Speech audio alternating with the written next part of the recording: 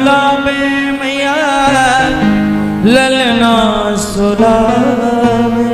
देखी छवि को सिहावे, ओ देखी छवि को सिहावे, यशोदा मैया पलना में ललना, पलना में ललना झुलावे, यशोदा मैया पलना में ललना।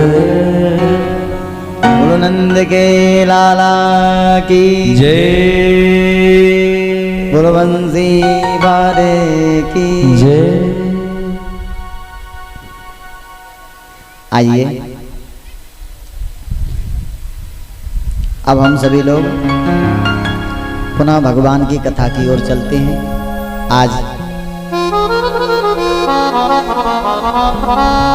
गोपियां तो बधाई गाने में मस्त हैं और अब थोड़ी देर के बाद कन्हैया की नींद खुल गई। भगवान विचार करने लगे, देखो भैया कैसो जमानो आ गयो, जाके ताई गीत गब रहे हैं वो तो पालना में लटक रहे हैं, और जिनके ताई गीत नाए गब रहे वो भैया गीतन को आनंद ले रहे हैं। क्या करें, यानी भगवान का मन भी गोपियों के नृत्य देखने का हुआ। तो कन्हैया ने क्या किया, बाला नाम रोदनम तथा। देखिए छोटे से बालक के पास मैया को बुलाने का केवल एक ही उपाय है, क्या, रोना। चाहे भूख लगे, चाहे प्यास लगे, चाहे सर में दर्द हो, चाहे पेट में दर्द हो, बालक केवल रो सकता है, बोल नहीं सकता। तो आज हमारे कन्हैया भी गड़ो फाल के खूब चिल्लाए, पर भैया ढोलक मजीरा की आवाज में कौन सुने कन्हैया की आवाज, काऊ ने ना सुनी। पर जो ग्वाल वाल कन्हैया के बगल में खेल रहे थे उन्होंने कन्हैया को रोता हुआ देखा, तो मन में विचार आया कि यशोदा मैया से कह दें, पर क्या कहें, वो भी खेल में मस्त। विचार किया जब खेल पूरा हो जाएगा तब मैया से कहेंगे। पर इतने में क्या हुआ, कंस ने एक दैत्य को भेज दिया जिसका नाम है सकटासुर। सकटासुर ने विचार किया, या कनुआ को मैं या बैलगाड़ी के नीचे मसल करके समाप्त कर दूंगा। और भगवान ने सकटासुर को देख लिया, और जैसे ही भगवान को मसलने के लिए आया तो हमारे कन्हैया ने क्या किया, दायां पैर उठाया और उठा करके जैसे ही लात बैलगाड़ी में मारी तो बैलगाड़ी के सहित सकटासुर आकाश में उड़ गया।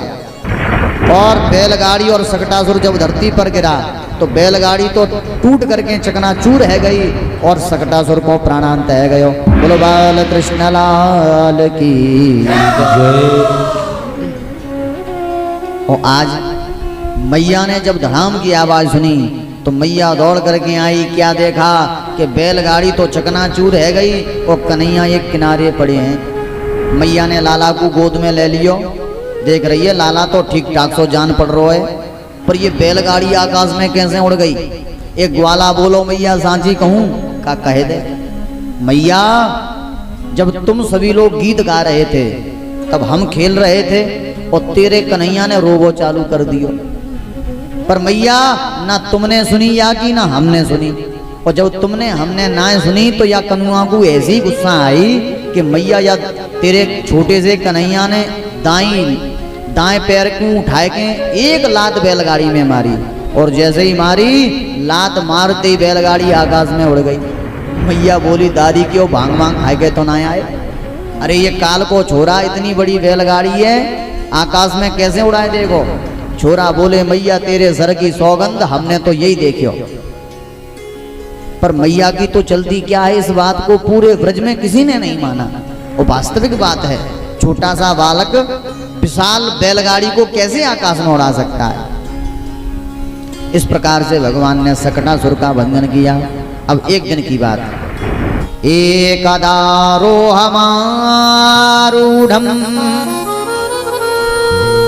लालयन्ती सुतं सती गरिम्वाणं शिरोर्वोढुं नासेहे गिरिकूटवत्। एक दिना की बात, मैया कन्हैया लेके गोद में खिलाए रही, यानी कि भगवान को उछाल रही। जैसे हम लोग भी छोटे छोटे बालकों को उछालते हैं, और भगवान को जब मैया उछाल रही तो कन्हैया बड़े प्रसन्न, और मैया जैसे ही उछाल वो बंद कर दे तैसे ही कन्हैया रोवे लगे। मैया विचार करवे लगी, या कनुआ को ऐसे कब तक उछालती रहूंगी।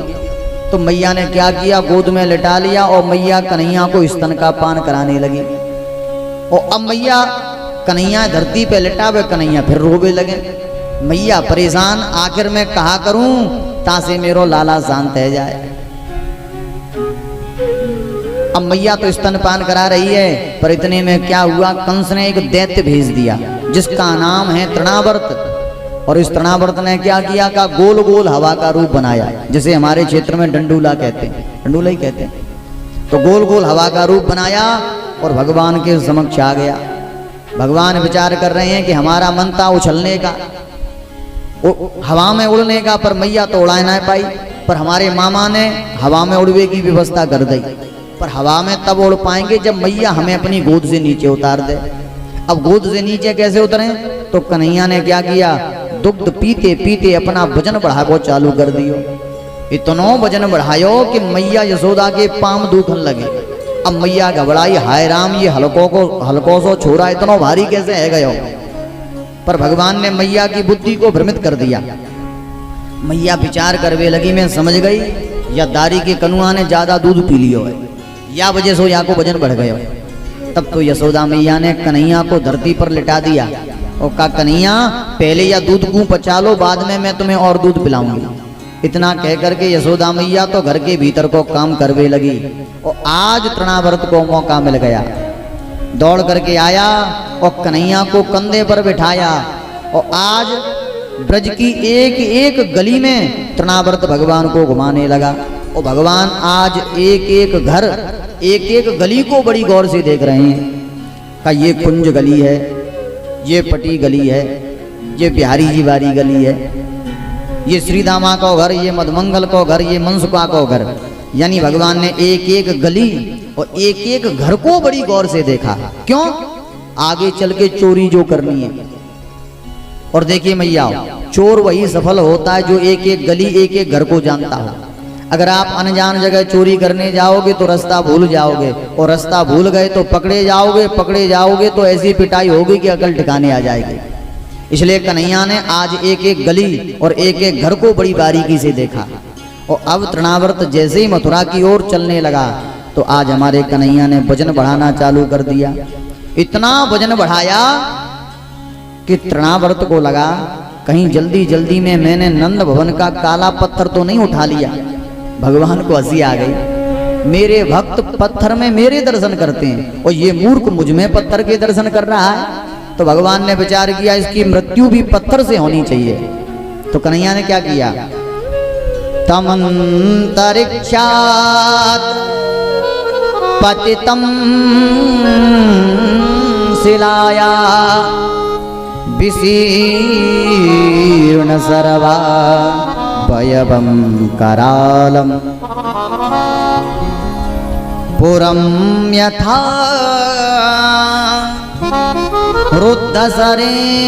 रुद्धसरेण विद्धं श्रियो रुदस्यो दद्रसु समेता। भगवान ने एक लात मारी